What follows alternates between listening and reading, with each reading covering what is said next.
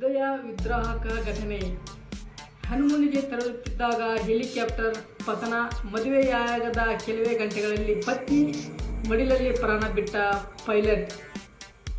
ಇದು ಸ್ನೇಹಿತರೆ, ನಾನು ಸಂತೋಷವಾಗಿದ್ದೇನೆ ಎಂದು ಹೇಳಿದ ಕೆಲವೇ ಗಂಟೆಗಳಲ್ಲಿ ನಂತರ ಅಮೆರಿಕದ ಜಾರ್ಜಿಯಾದಲ್ಲಿ ಸಂಭವಿಸಿದ ಹೆಲಿಕಾಪ್ಟರ್ ಪತನದಲ್ಲಿ ಭಾರತೀಯ ಮೂಲದ ಪೈಲಟ್ ಒಬ್ಬರು ಮೃತಪಟ್ಟಿದ್ದಾರೆ. ಡೆಲ್ಟಾ ಏರ್ಲೈನ್ಸ್ ಪೈಲಟ್ ಆಗಿ ಕೆಲಸ ಮಾಡುತ್ತಿದ್ದ ಕೇರಳ ಮೂಲದ 26 ವರ್ಷದ ಡೇವ್ ಪಿಜಿ ಅವರು ದಾಂಪತ್ಯ ಜೀವನಕ್ಕೆ ಕಾಲಿಟ್ಟ ನಂತರ ತನ್ನ ಪತ್ನಿಯೊಂದಿಗೆ ಹನುಮೂನಿಗೆ ತೆರಳುತ್ತಿದ್ದರು.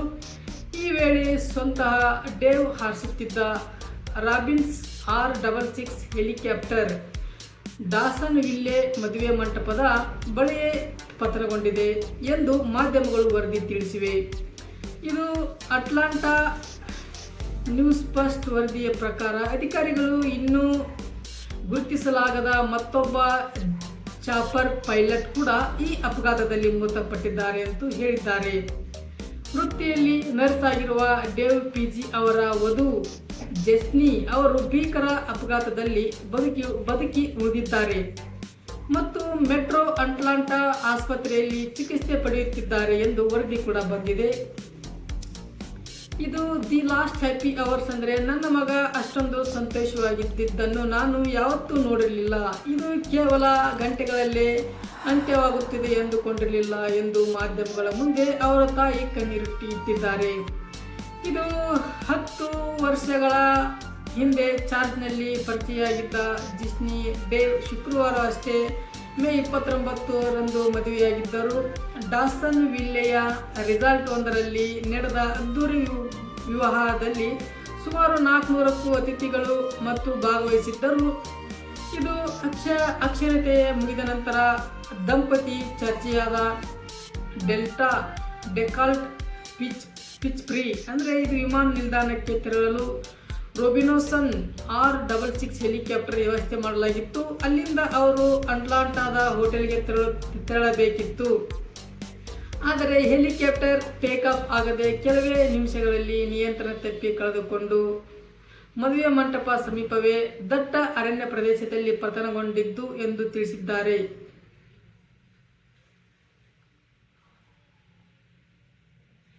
ಗೋಚರಿಸುತ್ತವೆ.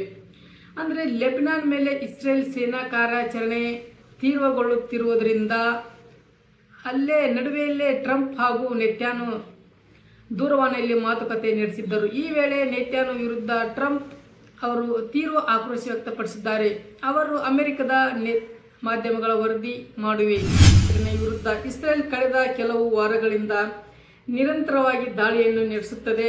ಇತ್ತೀಚಿನ ಬೈರುತ್ನ ದಕ್ಷಿಣ ಉಪನಗರಗಳಲ್ಲಿರುವ ಹಿಜ್ಬುಲ್ಲಾ ನಿಯಂತ್ರಿತ ಪ್ರದೇಶಗಳಲ್ಲಿ ಮೇಲೆ ವಾಯುದಾಳಿ ನಡೆಸಲು ಹಾಗೂ ದಕ್ಷಿಣ ಲೆಬನಾನಿನಲ್ಲಿ ಭೂ ಕಾರ್ಯಾಚರಣೆ ವಿಸ್ತರಿಸಲು ಇಸ್ರೇಲ್ ಸರ್ಕಾರ ನಿರ್ಧರಿಸಿತ್ತು. ಈ ಬೆಳವಣಿಗೆ ಉದ್ವಿಗ್ನತೆಯನ್ನು ಮತ್ತಷ್ಟು ಹೆಚ್ಚಿಸಿದೆ. ಅದೇ ಸಮಯದಲ್ಲಿ ಅಮೆರಿಕ ಮತ್ತು ಇರಾನ್ ಉದ್ವಿಗ್ನತೆ ಕಡಿಮೆ ಮಾಡುವ ಉದ್ದೇಶದಿಂದ ಶಾಂತಿ ಮಾತುಕತೆ ನಡೆಸುತ್ತಿತ್ತು. ಇರಾನ್ ಮತ್ತು ಬೆಂಬಲಿತ ಹಿಜ್ಬುಲ್ಲಾ ವಿರುದ್ಧ ಇಸ್ರೇಲ್ ನಡೆಸುತ್ತಿರುವ ವ್ಯಾಪಕ ದಾಳಿಗಳು ಈ ರಾಜತಾಂತ್ರಿಕ ಪ್ರಯತ್ನ ಹಾಳು ಮಾಡಬಹುದು ಎಂಬ ಆತಂಕ ಅಮೆರಿಕ ಆಡಳಿತ ಹೆಚ್ಚಾಗುತ್ತಿದೆ. ಇದೇ ಕಾರಣಕ್ಕೆ ಟ್ರಂಪ್ ನೆತ್ಯಾನು ಜೊತೆ ನೇರವಾಗಿ ಮಾತನಾಡುತ್ತಿದ್ದಾರೆ ಎನ್ನಲಾಗುತ್ತಿದೆ.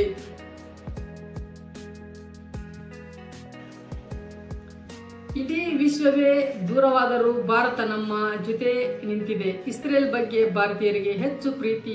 ಬೆಂಜಮಿನ್ ನೆತ್ಯಾನು.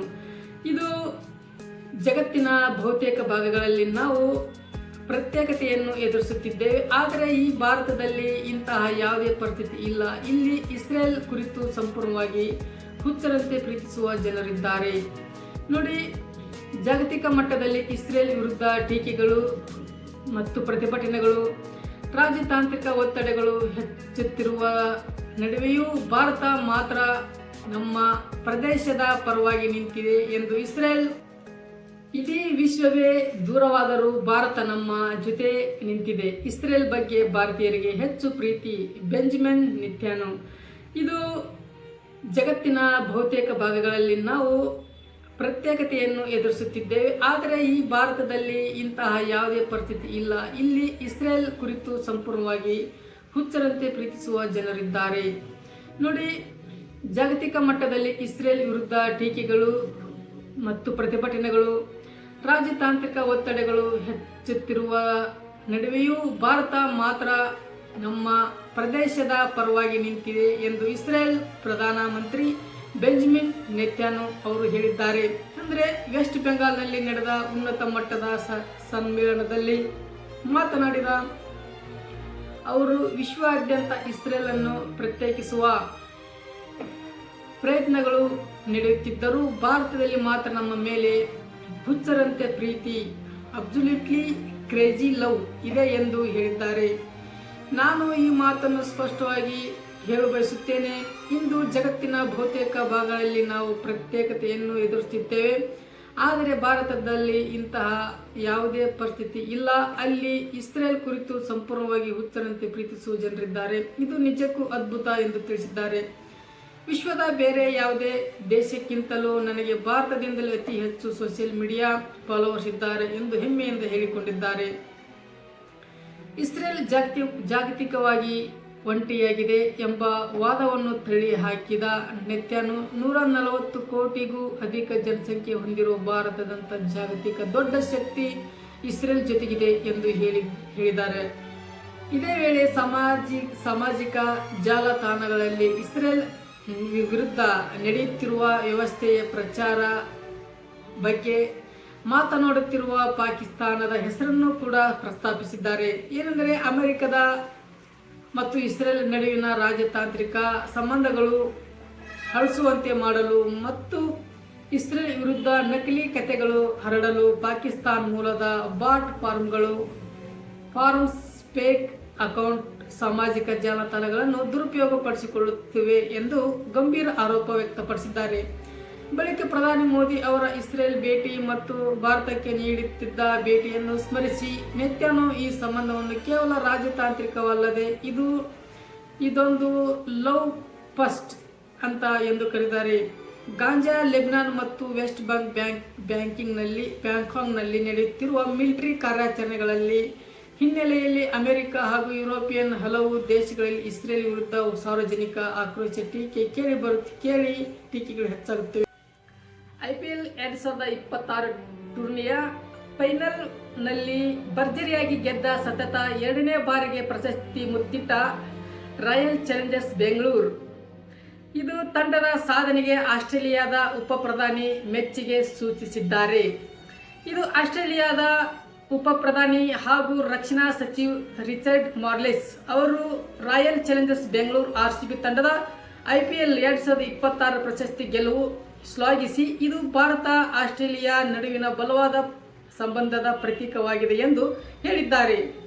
ದೆಹಲಿಯಲ್ಲಿ ನಡೆದ ಸಮುದಾಯದ ಕಾರ್ಯಕ್ರಮವೊಂದರಲ್ಲಿ ಪಾಲ್ಗೊಂಡು ಮಾತನಾಡಿದ ಅವರು RCB ತಂಡದಲ್ಲಿ ಗೆಲುವಿನ ವಿರಾಟ್ ಕೊಹ್ಲಿ, ಜಾಶ್ ಹೇಜಲ್ವುಡ್ ಮತ್ತು ಟಿಮ್ ಡೇವಿಡ್ ಅವರ ಮಹತ್ವದ ಪಾತ್ರವನ್ನು ವಿಶೇಷವಾಗಿ ಉಲ್ಲೇಖಿಸಿದ್ದಾರೆ. ಅಂದರೆ ಕಳೆದ ವರ್ಷ ನೋಡಿದಂತೆ ನಿನ್ನೆ ರಾತ್ರಿ RCB ಮತ್ತೊಮ್ಮೆ ಚಾಂಪಿಯನ್ ಆಗುವುದು ನಾವು ಕಂಡೆವು. ವಿರಾಟ್ ಕೊಹ್ಲಿ 75 ರನ್ಗಳು ಗಳಿಸಿ ಅಜೇಯರಾಗಿ ಪದ್ಯಶ್ರೇಷ್ಠ ಪ್ರಶಸ್ತಿ ಪಡೆದರು. ಅಂದರೆ ಅವರ ಜೊತೆಗೆ ಜೋಶ್ ಹೇಜಲ್ವುಡ್ ಮತ್ತು ಟಿಮ್ ಡೇವಿಡ್ ಕೂಡಿದ್ದರು. ಹಾಗಾಗಿ RCB ಗೆಲುವಿನಲ್ಲಿ ಭಾರತ ಆಸ್ಟ್ರೇಲಿಯಾ ಸ್ನೇಹದ ಸ್ಪಷ್ಟ ಚಿತ್ರೀಕರಣ ಕಂಡು ಬಂದಿತ್ತು. ಇದು ನಮ್ಮ ಎರಡು ದೇಶಗಳ ನಡುವಿನ ಸಂಬಂಧವನ್ನು ಪ್ರತಿಬಿಂಬಿಸುತ್ತದೆ ಎಂದು ಅವರು ಹೇಳಿದ್ದಾರೆ. ಇದೇ ವೇಳೆ ಅವರು ವಿರಾಟ್ ಕೊಹ್ಲಿ ಜನಪ್ರಿಯತೆಯನ್ನು ಕುರಿತು ಮಾತನಾಡಿದ ಅವರು ಪ್ರಸ್ತುತ ಆಸ್ಟ್ರೇಲಿಯಾ ವಿರಾಟ್ ಕೊಹ್ಲಿ ಅತ್ಯಂತ ದೊಡ್ಡ ಹೆಸರಾಗಿದೆ ಎಂದು ಹೇಳಿದ್ದಾರೆ. ಅಂತೆಯೇ ಕ್ರಿಕೆಟ್ ಭಾರತ ಮತ್ತು ಆಸ್ಟ್ರೇಲಿಯಾವನ್ನು ಒಗ್ಗೂಡಿಸುವ ಪ್ರಮುಖ ಸೇತುವೆಯಾಗಿದ್ದು ಇದು ಎರಡು ರಾಷ್ಟ್ರಗಳ ನಡುವಿನ ಸ್ನೇಹ ಮತ್ತು ಸಹಕಾರವನ್ನು ಮತ್ತಷ್ಟು ಬಲಪಡಿಸುತ್ತದೆ ಎಂದು ತಿಳಿಸಿದ್ದಾರೆ.